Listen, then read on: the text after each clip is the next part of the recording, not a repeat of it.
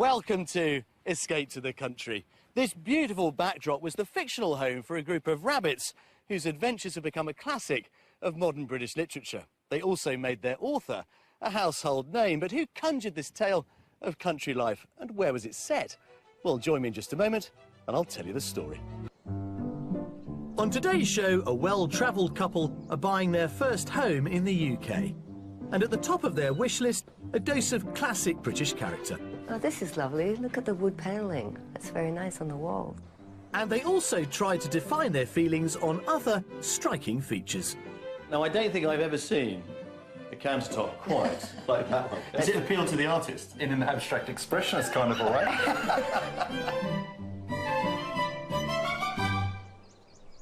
Well, today we are in the North Wessex Downs, and that is Watership Down. It was this landscape that inspired local author Richard Adams to pen his debut novel of the same name about a group of rabbits in search of a new home. Now, if you've read the book or indeed seen the film, you may recall that the rabbits, led by Hazel, discover that their existing warren is in grave danger, so they undertake a perilous journey to find a new place to live, which they do on those hills behind me. And let's be honest, on a day like today, with a view like that, who could blame them?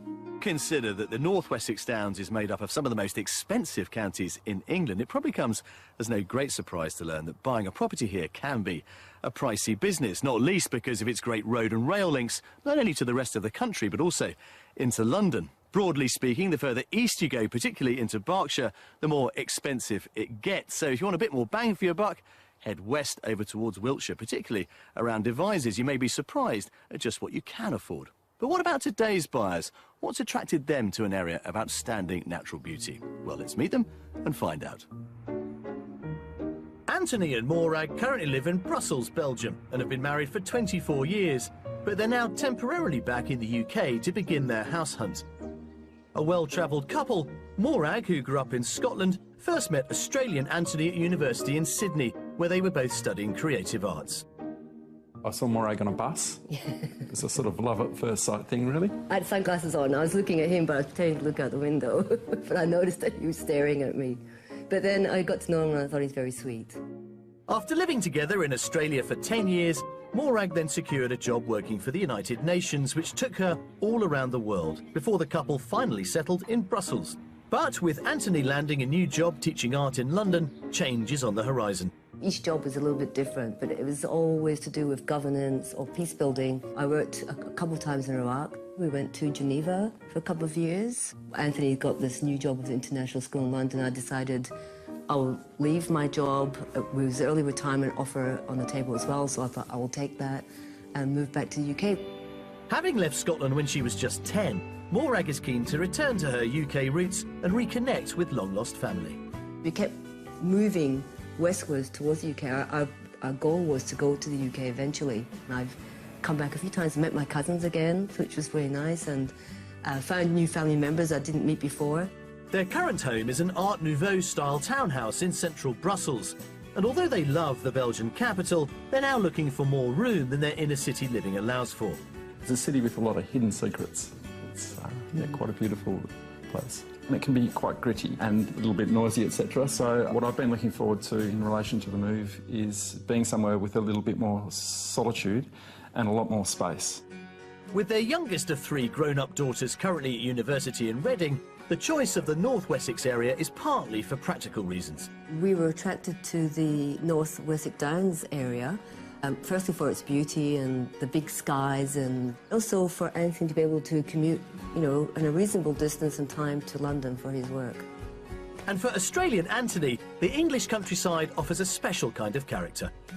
I think that the institution of the English pub, for example, is something that is unique. And you won't find it anywhere else in the world. That type of setting with, you know, the village, the pub, some of the beautiful waterways in England.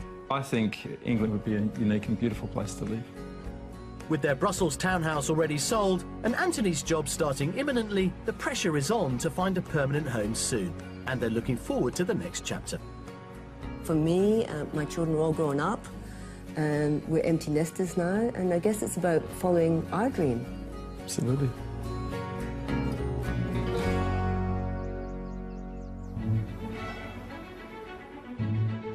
Anthony would like to be within a 1.5-hour commute of London, so our house search will factor in good rail links into the capital, such as those from Swindon. I'm meeting up with our couple at their hotel in the North Wessex Downs to get the details of their property wish list. Good morning, guys. How are you? Good morning. We're very well, thank you. What an eclectic life you've led. From Australia, from Scotland, Yes. the United Nations, you've worked in Iraq, you're living in Brussels at the moment. Now, give us an idea of what your new home might ideally have. It should have character. The windows, the eyes of the house, that kind of give it that kind of unusual feel. I don't like anything too bland. That's interesting, the eyes of the house. I hear houses described in many ways, but I really like that. We might develop that a little further. Space is probably the most important thing for me because I'm an oil painter. Ideally, some sort of outbuilding would be ideal. In terms of space and accommodation, I mean, how many bedrooms and that sort of thing? 2 is a minimum, ideally 3, but 2 would suffice. At least it's another bedroom for our daughter when she visits, or any of our daughters. We have 2 other daughters in Australia. Or friends. Downstairs, we really just want a large eat-in kitchen and a large living room. I have a few sofas to fit in. And gardening, Morag, I know that's of interest to you. I like gardening, but that's what I'm willing to sacrifice on. A small garden, just to grow a few vegetables and a few plants and not huge amount of space. How much are you planning to spend on this? We'd like to spend £500,000. How much work would you put into a property to make it your own if it needed a new kitchen or a new bathroom or something like that? We don't mind, you know, taking my paintbrush up or putting in some extra storage. We don't mind that so much. Well, we've got 3, I think, very interesting properties to show you within this rather unique area of the North Wessex Downs, including, of course, our mystery house. Let's go. OK, thank you. Cash buyers Anthony and Morag have a maximum of £500,000 to spend on their new country pad, which would ideally have lots of character, as well as a large living room and spacious kitchen diner. They need 3 bedrooms for when their daughters come to stay, as well as a manageable garden. And outside, they're also looking for a separate outbuilding for artist Anthony to paint in. We've an assortment of charming Wessex properties to tempt our buyers with, but I won't be revealing the price tag of each until the end of our tours. And our final property, the Mystery House, will definitely teach them a lesson or 2 about character. Presumably the quiet life really is something you're going to relish now. Definitely. I will relish it, but at the same time I like to keep busy. So I'm looking forward to following pursuits that I'm interested in. I really want to get out there within the community, do my gardening, join groups, maybe grow some prized carrots or something, or beetroots. I just want to kind of really immerse myself in the country life, and that includes the activities that comes with it. Well, we've got a lot to show you and not a lot of time to do it in, so we're going to have to get a move on. But property number 1 is not that far away. Great. We're kicking off our house hunt in the small village of Horton, just outside the town of Devizes in Wiltshire, although for Anthony, the closest railway station for London is Pewsey, a 15-minute drive away. Devizes is a vibrant market town with an extensive range of shops and eateries lining its handsome Georgian-fronted high street, and owes its rich range of historic architecture to the textile industry which peaked here in the 18th century. One of the town's oldest surviving buildings is the timber-framed Great Porch House, built for a prosperous wool merchant in the mid-15th century. A mile outside the town, back in Horton, our first house sits on the banks of the Kennet and Avon Canal. The village benefits from a traditional canal-side pub, something Anthony wanted to take advantage of. Fortunately, the property is just a 10-minute walk away. Right, here we are. All the way from Brussels to Wiltshire. What do you think of this one? I like the entranceway with the climbing foliage. It's rather nice. It looks fresh on the outside, and there's still space here to create a bit more of a garden. Yeah, I'm looking forward to seeing what else is inside the house. The outside is a little bit plainer, I suppose. I think this is very much a property that we will appreciate more on the inside than probably on the outside here. OK. Well, let's see what you think. OK. The house dates back to the 1970s, but was derelict when the current owner moved in 7 years ago. She set about completely renovating the property. The entrance hall opens into a light and spacious dining, come living room. So, starting in here, a bit of a dining space, as it were. Yes. They've made the whole thing open plan, and it sort of revolves around this scarlet-coloured chimney breast, Okay. giving you that rather funky, quite crisp wood burner in there, multi-fuel. Yes. I like the space, I like the flow. The flow's nice. I would actually create a library around there. Ah. And this is more the TV side of the living. And More then- sort of zoned. Yes. But certainly a lot of room to fit your sofas and Yes. or our sofas, and I think it's a good sizable space. This Yes. is quite cool. Look at this. This is great space. I might even use this as a dining room, actually. I'm impressed by the space. There's lots of light. Certainly the view of that field is spectacular.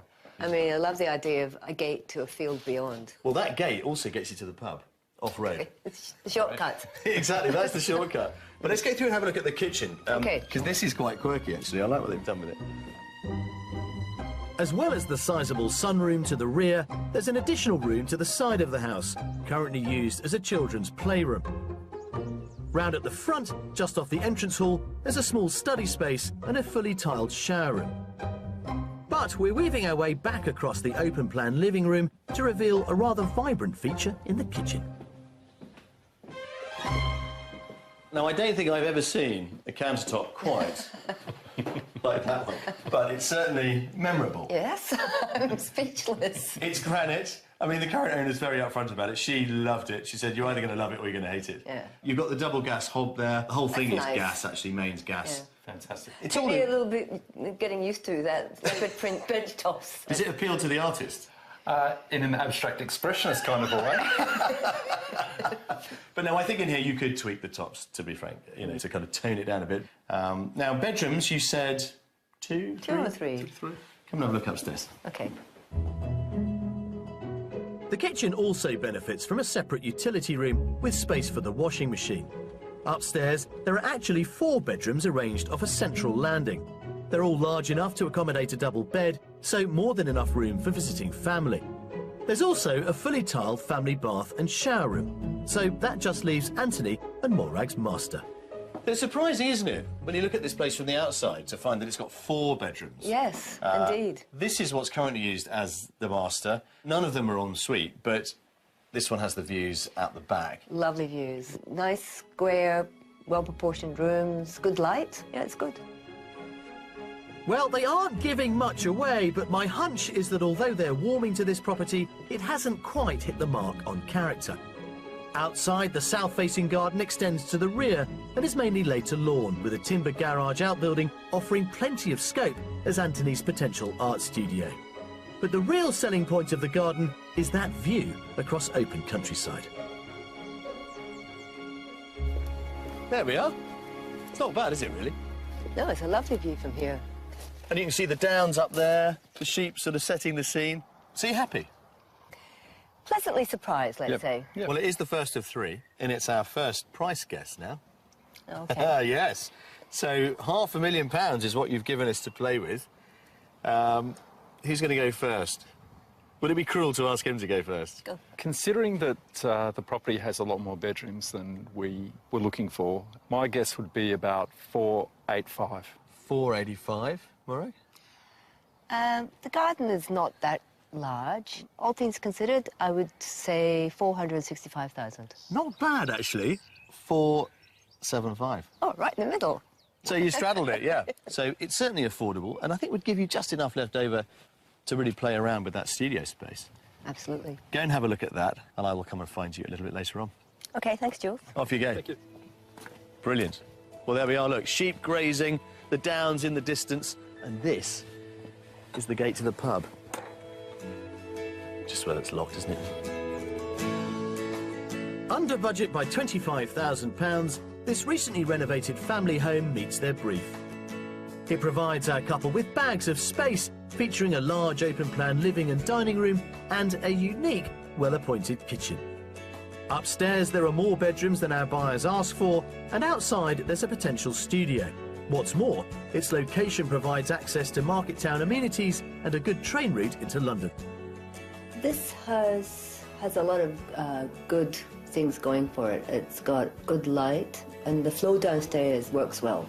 But I don't think it has the character that I think I'm looking for. I think it's a good size space.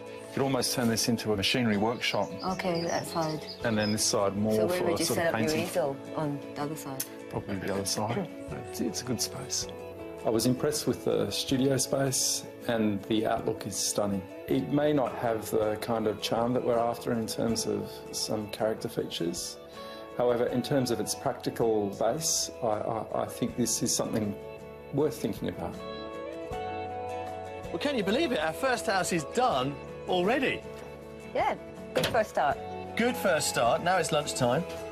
And hopefully time for a pint. You see? I knew it was coming. Let's go.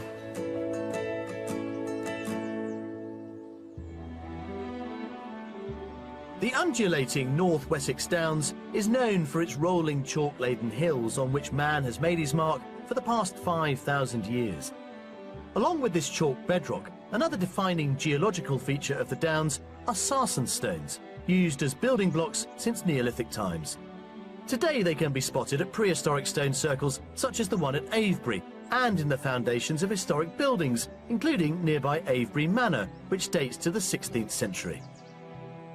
Since Anthony's keen to immerse himself in British heritage, and Morag hopes to get more involved in the community by volunteering, we sent them to Avebury Manor, which relies heavily on local help to keep the property open to the public.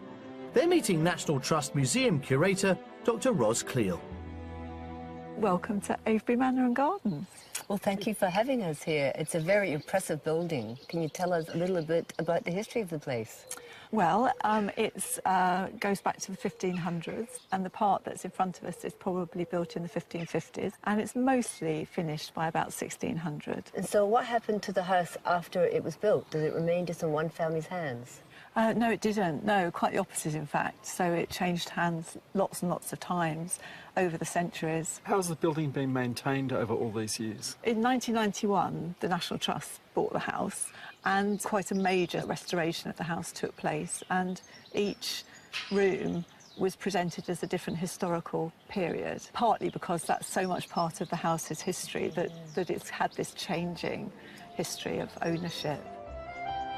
Today, the manor house and its attractive walled garden with lavender-lined lawns and topiary are open for much of the year and attract around 140,000 visitors annually. Ros has arranged for our couple to meet volunteer Richard Bradshaw, who today has the job of getting the house ready before it opens to the public in the morning.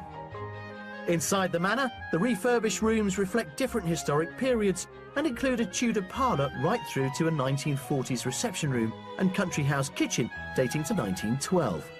But one of the most popular rooms is an 18th century dining room. Wow, what a beautiful room this is, Richard. Yes, it is a nice room. It's Adam and Anne Williamson's room, the Georgian period. But our job now is, I've already opened up the curtains, is we want to set the scene now and prep it up for the visitors coming in at 11 o'clock. So you're happy to give me a hand on that? Absolutely.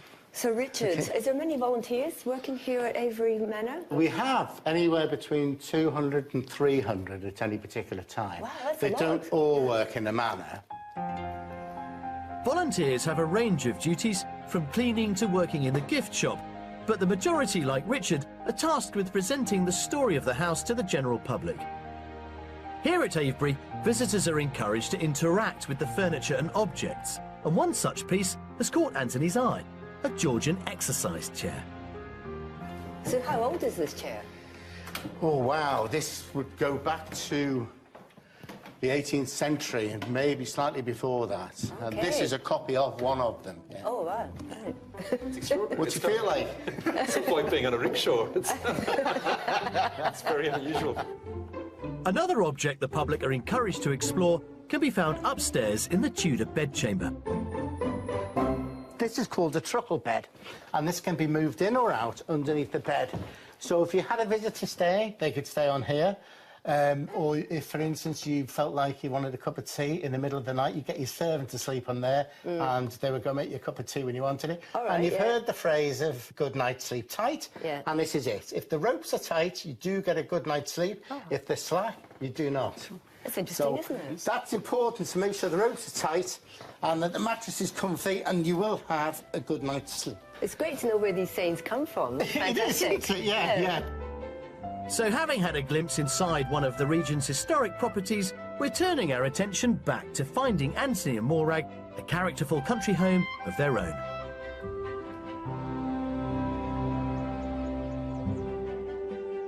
For our second offering, we're venturing northeast to the highly sought-after village of Aldbourne, around 9 miles from Swindon, which has regular rail services into London.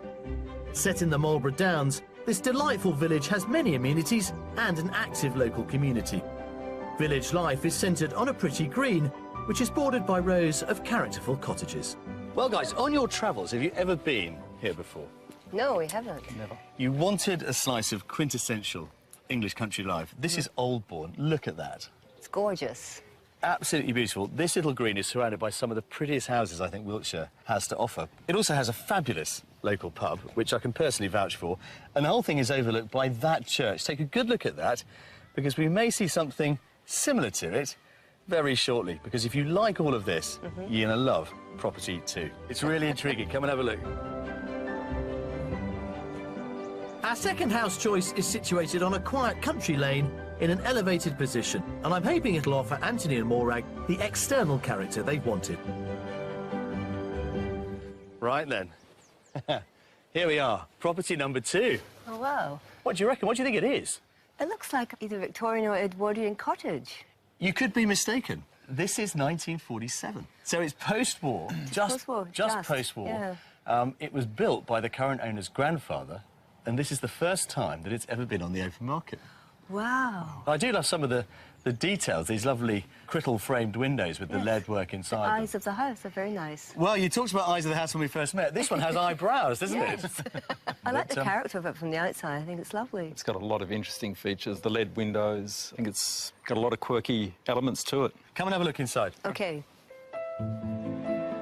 Fortunately, there's quite an upbeat reaction to this red brick detached property built back in the 1940s. Since that time, this unique home has been in the care of the same family for nearly 70 years. OK, Morag. There we go. Oh, this is lovely. Look at the wood panelling. It's very nice on the walls. It's a room, I think, with a lot of character. Yeah. It lets a lot of light in. Yeah. I think you could fit all your sofas in here. This window, it looks like another window over in the corner there. Now, have a think about this door here. It's a full-length door, obviously. Yes. I think we could do something similar to this next door in the kitchen.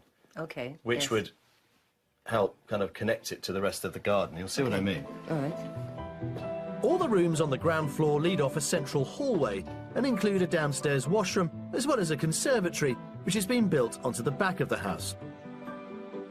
So this is the kitchen, come sort of, well, sitting room at the moment, but clearly is begging to be kitchen diner. Yes. Or one big room where you have your dining table at this end of the kitchen. Yeah. Leading to outdoor dining area. Exactly. Now, if we could replicate that door that's next door... Good idea. ...to give you some French doors to mirror the look of what's already here, yeah, knock out the lower part of that window, you'd have a great way of moving straight out onto the terrace beyond. And you could make this much wider. Yes. You know, take this out, perhaps, to Yes. give you the sort of classic kitchen diner that you've been talking about. Perfect. Yeah. That would be a great way to look at this room. I'm delighted our buyers seem receptive to adapting the living space to suit them. Upstairs, there are 3 decent-sized bedrooms, including a double-aspect guest room and a smaller single. They're served by a family bathroom and a separate WC.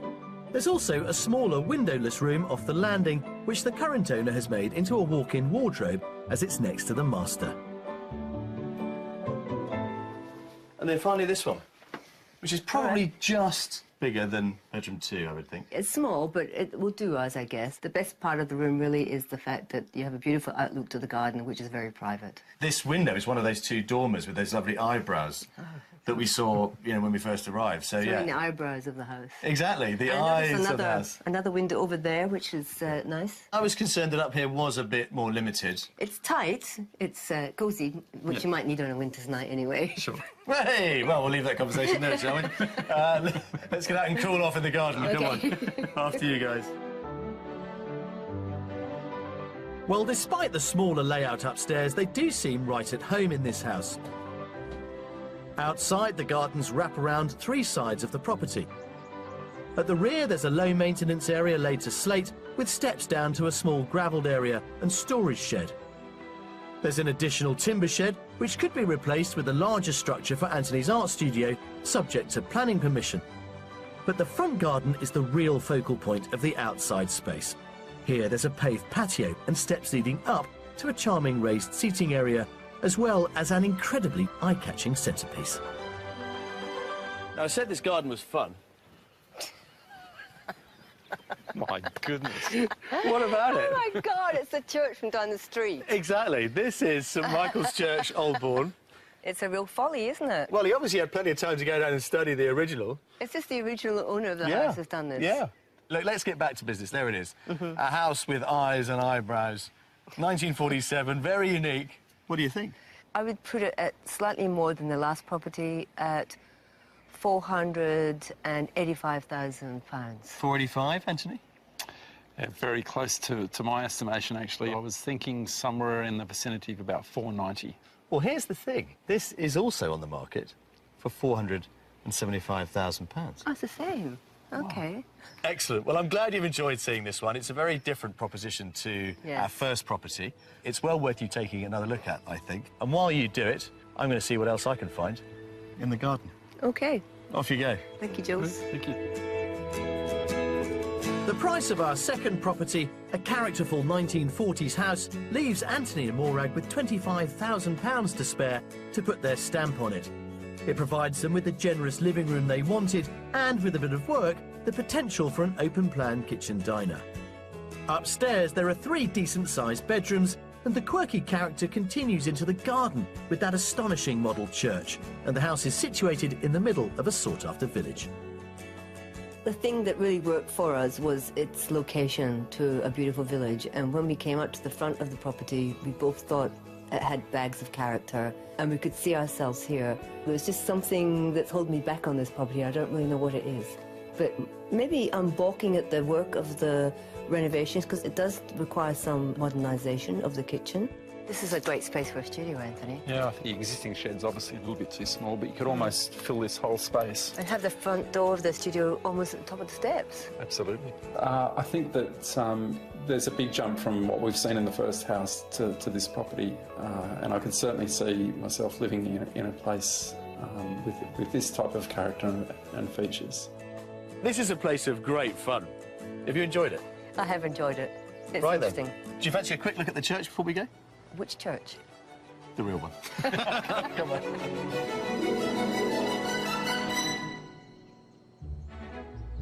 It's the second day of our property search across the North Wessex Downs with Anthony and Scottish-born Morag, who currently live in Brussels. With their £500,000 budget, they're looking for a characterful British home after many years living abroad. Coming up, the Mystery House is an education in history. Wow, look at that. The space is just incredible.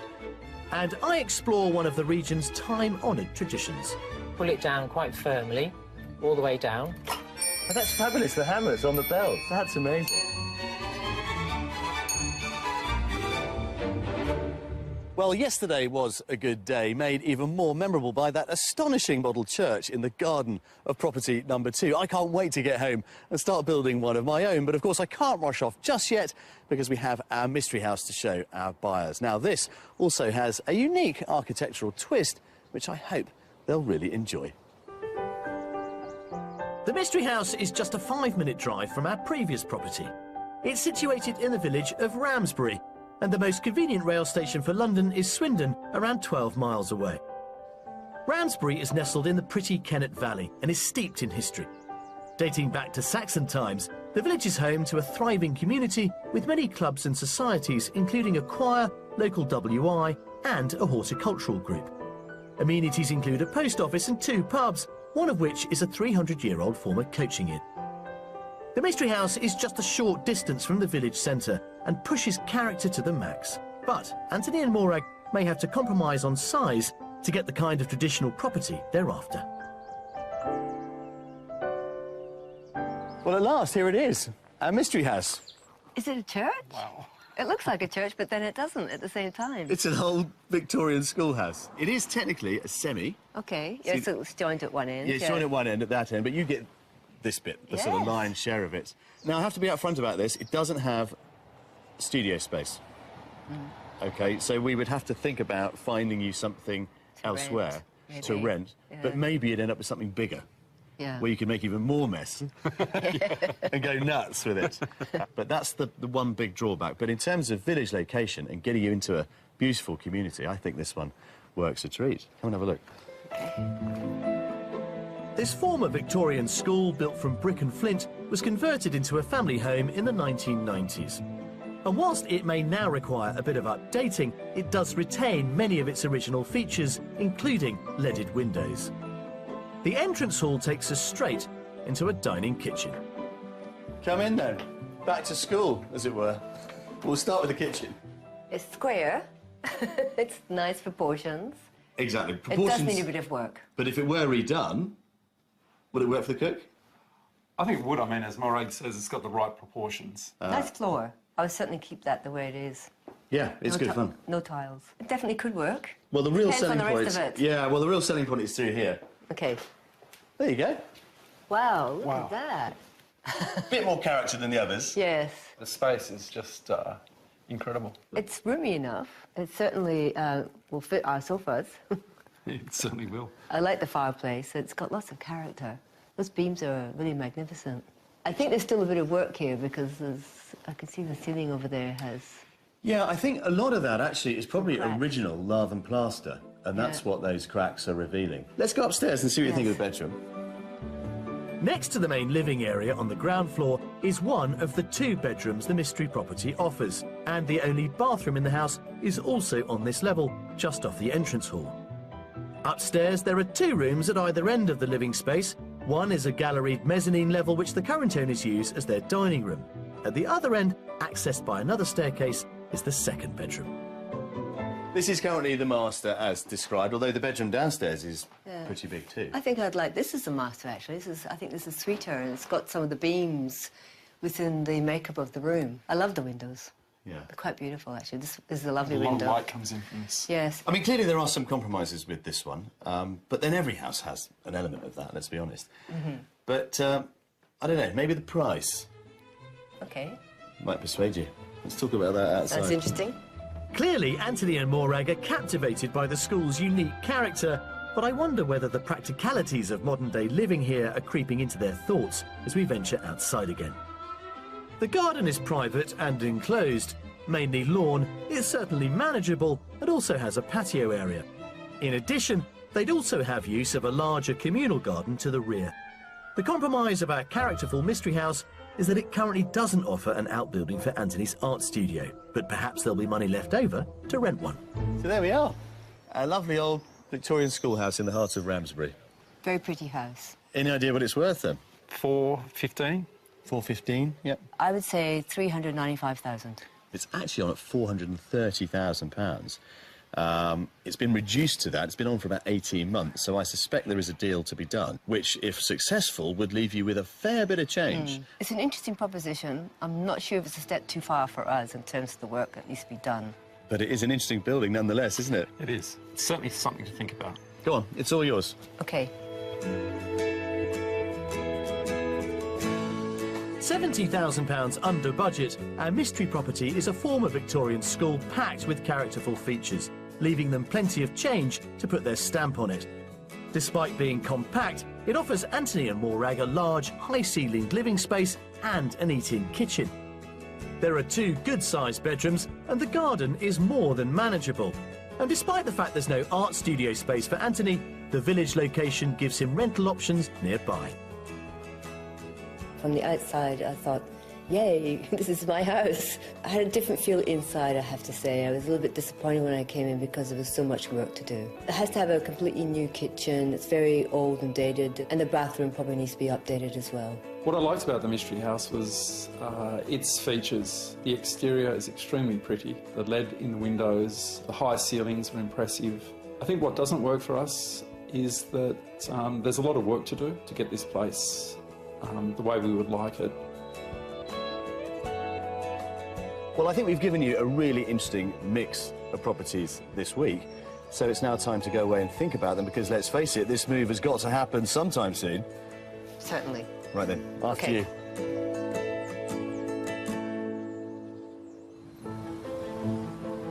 In the heart of the North Wessex Downs, the market town of Hungerford, with its pretty Georgian streetscape, has a long-established reputation as a centre for antiques.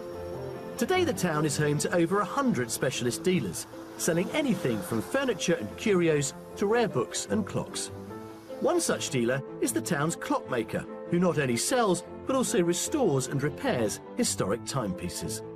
I've come to the shop and studio to meet clockmaker Chris Besant, who's been tinkering with clocks since the 1970s.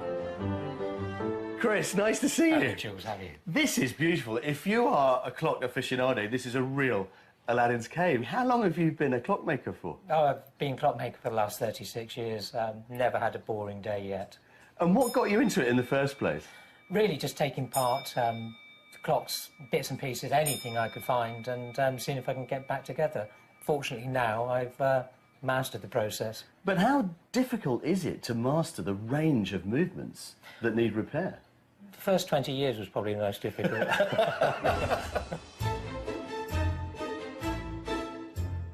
Making a handcrafted clock from scratch is a time-consuming and costly process, so most of the clocks for sale in the shop are refurbished antiques. Chris spends the majority of his time servicing clocks brought in by the public. Upstairs in the workshop, he's just finished restoring a bracket clock dating to the early 18th century. So called because it could be mounted on a wall bracket or positioned on a tabletop. That's a lovely old patterner, isn't it? It is gorgeous, yeah. And it's got a date on it too. This is around about 1710, 1720. That's astonishing. I mean, you know, not long after the English Civil War. Oh, absolutely, yeah. Can we have a look at the back and see Yeah, what absolutely. all these bits and pieces will look like when they're together? And I can show you how it works if you'd like to see. Yeah, let's see it operate. When these were made, they didn't have very good artificial light, so to know what the time was, they needed to pull a cord, and it would give them the nearest quarter. Pull it down quite firmly, all the way down. I can just hear it winding up. Oh, that's fabulous, the hammers on the bells. And presumably each clock could have its own signature tune. They followed patterns, but if you had a specific request, you could have that. That's amazing.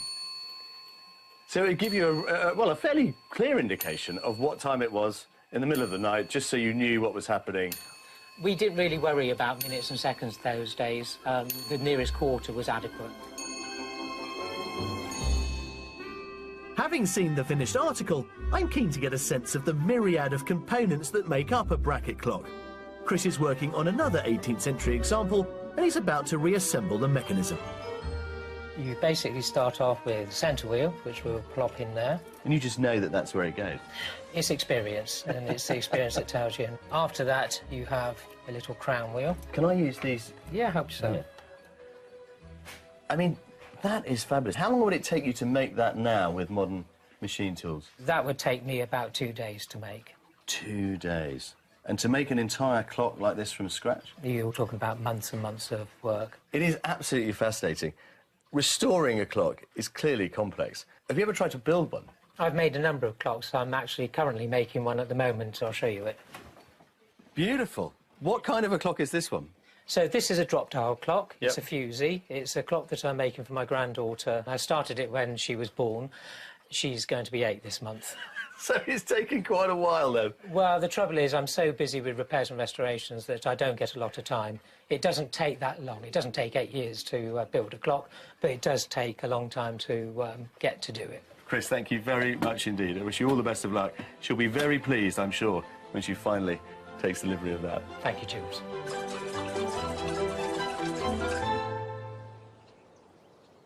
Well, there is no underestimating the urgency that surrounds Morag and Anthony's move, but have we done enough this week to help them finally get it underway?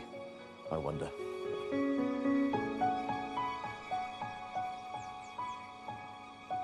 Wow, look at this. Is that for me? Yes. Ah, well, guys, here we are at the end of our house search. It flies by, doesn't it? It has. So how close did we get, Anthony? We gave you 3 to consider. What about property number 1? Property number 1, I think, had a fantastic workshop. In terms of the house, it had plenty of room, but probably lacked some of the character that we were looking for. What about property 2, then? I think property 2 was a real contender. I guess it was our favourite. It had a beautiful facade. Some of the rooms were very nice, characterful. I could see where we could make the changes to make it work for us. But I think at the end of the day, it was the kitchen that was the breaker because it really needed a complete new kitchen. I think it just didn't grab me enough for me to put my £500,000 on the table for it. Interesting. So number 2 is your favourite. Our mystery house, we tried to up the ante on character while still giving you a sort of heart-of-village location. But I think we all agreed it was probably a little bit small. It was the smallness. I think also it didn't really have a true living area. I don't really particularly like staircases leading into a main living area. Where do we go from here? Well, we've actually fallen in love with the area. The Wessex Downs, the villages that we looked at on the way through, just absolutely stunning, and we're very keen to keep looking and focus on this particular area. So watch this space. Well, guys, I am sad that we haven't been able to find a solution for you this week, but we wish you all the very best of luck. Thank you, Jules. Pleasure. Well, this may have been a frustrating week of house hunting, but it doesn't always follow that it's been a bad one. Let's be honest, exploring this part of the world is never a great hardship, and although we haven't quite sold Morag and Anthony a new home, we have sold them on the North Wessex Downs. And let's be honest, when you look around you on a day like today, whoever decided that this should be an area of outstanding natural beauty, well, they really did know what they were talking about. I'll see you next time. Morag and Anthony revisited some of the areas they were introduced to on our search and have since bought a property near Malmesbury, which they'll be moving into shortly. If you'd like to escape to the country in England, Wales, Northern Ireland or Scotland and would like our help, then please apply online at bbc.co.uk/Be On A Show. Welcome to Escape to the Country. This beautiful backdrop was the fictional home for a group of rabbits whose adventures have become a classic of modern British literature. They also made their author a household name, but who conjured this tale of country life and where was it set? Well, join me in just a moment and I'll tell you the story. On today's show, a well-travelled couple are buying their first home in the UK. And at the top of their wish list, a dose of classic British character. Oh, this is lovely. Look at the wood panelling. That's very nice on the wall. And they also tried to define their feelings on other striking features. Now, I don't think I've ever seen a countertop quite like that one. Does it appeal to the artist? In an abstract expressionist kind of a way.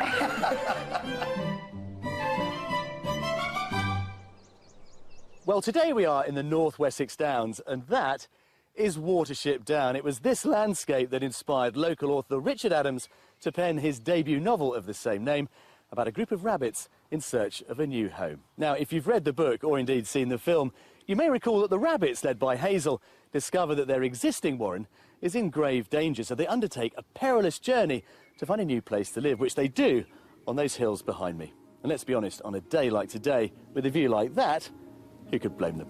Consider that the North Wessex Downs is made up of some of the most expensive counties in England. It probably comes as no great surprise to learn that buying a property here can be a pricey business, not least because of its great road and rail links, not only to the rest of the country, but also into London. Broadly speaking, the further east you go, particularly into Berkshire, the more expensive it gets. So if you want a bit more bang for your buck, head west over towards Wiltshire, particularly around Devizes. You may be surprised at just what you can afford. But what about today's buyers? What's attracted them to an area of outstanding natural beauty? Well, let's meet them and find out. Anthony and Morag currently live in Brussels, Belgium, and have been married for 24 years, but they're now temporarily back in the UK to begin their house hunt.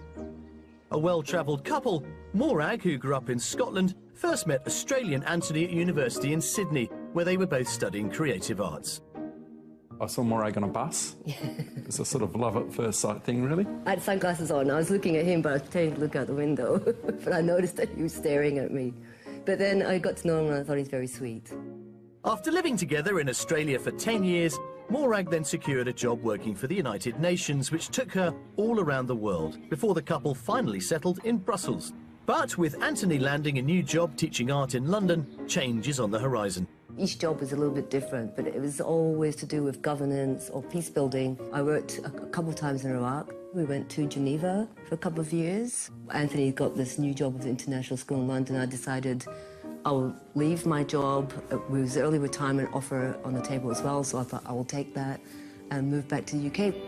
Having left Scotland when she was just 10, Morag is keen to return to her UK roots and reconnect with long-lost family. We kept moving westwards towards the UK. Our goal was to go to the UK eventually. And I've come back a few times, met my cousins again, which was really nice, and found new family members I didn't meet before.